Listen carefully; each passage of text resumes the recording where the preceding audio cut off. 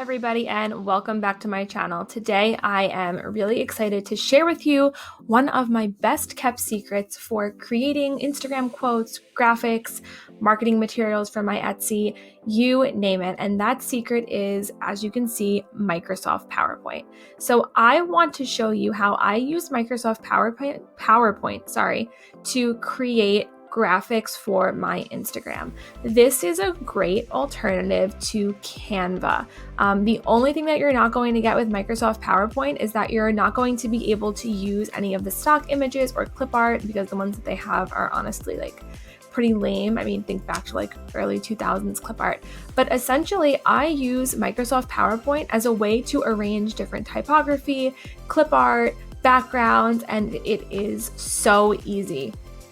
If you are a student or perhaps you're a teacher, you can actually get Microsoft Office for free. I think that it's really important to have the Microsoft Office suite. It's pretty standard among all businesses. And like I said, if you're a teacher or you're a student, you can get it for free. So this is very similar to, if you remember, Publisher. I don't even think that they have Microsoft Publisher anymore, but it's basically going to give you more capabilities than you would get in Microsoft Word. And it actually works as a light version of graphic design software. So when you go into Microsoft PowerPoint, you're going to get a regular blank slide. So these will all be slides. You're going to go to the top tab and go to Design. And then you're going to want to change the slide size. So slide size and then page setup. Since I want this to be for Instagram, I want to make it a square. So I'm just going to do 7 inches by 7 inches. And then I don't have anything on the slide, but if I did, it would just convert everything to fit on my new size. So it doesn't matter if I press scale or don't scale, because there's nothing there. Give it a minute to load, and then you will have a perfect square. So I want to put a background that I downloaded from Etsy, and then I want to layer some cute typography and little doodles on top of it to make a post for my Instagram. So I am going to minimize this and find the image that I'm looking for. And it's right here. It's this pebble background that I downloaded from Etsy. And all I'm going to do is drag and drop it onto my background. So as you can see, it was a perfect square and it did fit in there nicely. So now I can move this around. I can make it bigger, smaller, but here we go. So now I want to make a quote that says, "Create the life you deserve." And I want to use one of the fonts that I have downloaded on my computer. So if you're downloading fonts for Cricut Design Space, you can use those fonts on any other software on your computer where you can input text. So I'm going to go ahead and go to Insert, and then I'm going to draw a text box.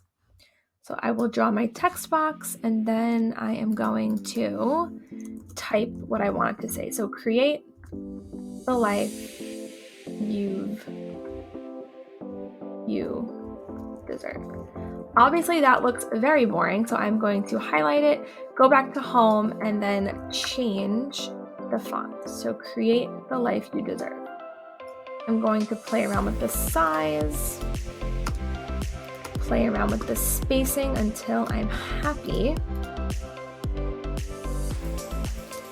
I'm going to center this, highlight everything and center it.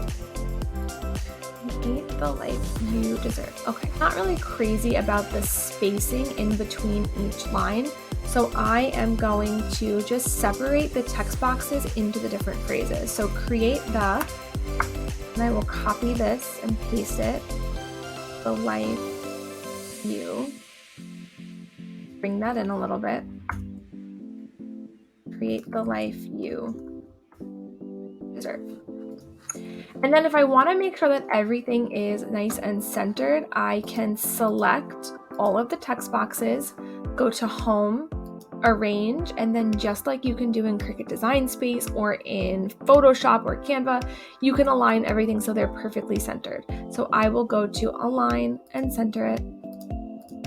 And now it is perfect. But I'm noticing that there's a little bit less space between these two lines than between these two lines. So let me go back and select everything again. And now I'm going to go to Arrange, Align, and I'm going to go to Distribute. And this is just going to make all of the spaces between your lines nice and even. Perfect. So now I will center this where I want it. But I want to do something kind of funky here, and I want to have every single letter be a different color and then have like a white shadow in the background. So I am going to head over to Pinterest and I am going to look for color palettes. Pink and blue is kind of what I'm looking for. Ooh, something like this could be fun. So I'm going to click on it, and then I am just going to copy the image. I'll go back to PowerPoint and I will paste it onto here. So I don't need this whole thing, and I can put it off to the side so it's not in my way. And I want to make every letter a different color. So I am going to select the first letter of the word create, go over to my color tool, go to more colors, and then select the eyedropper tool where I'm going to capture the color here. So now I have this as that color. Then I'm just going to repeat that process until I have the 4 colors here. So the next color is pink. I go to more colors, capture the pink, put it there. Now I want to capture the mustardy color.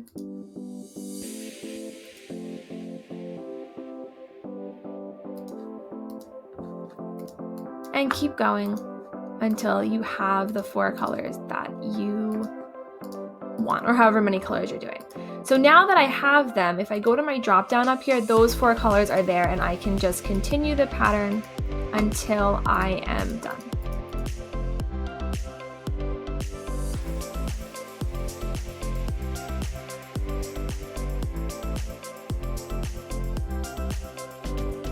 We are all done with that. So I am going to go ahead and delete this, and then I am going to actually just group this together so it stays. So I do that by selecting all of the pieces of text and then pressing Command Shift G. And then here we have it. But I want to create like a white offset to this. So what I'm going to do is I'm going to copy and duplicate this whole layer, and then I'm going to select all of the parts. Well, let me do that again. So I'm going to copy and paste it again and then move it out of the way. And then I want to change all of this to white.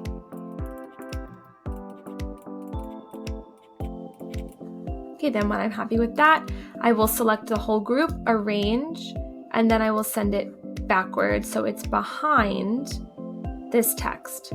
And then I will line it up so it's perfectly behind, and then use the arrows on my keyboard to just slightly offset it to give it a little bit more dimension. Then I have some doodle fonts that I really, really like, and there's one that matches this perfectly. It's called Honey Bunch Extras.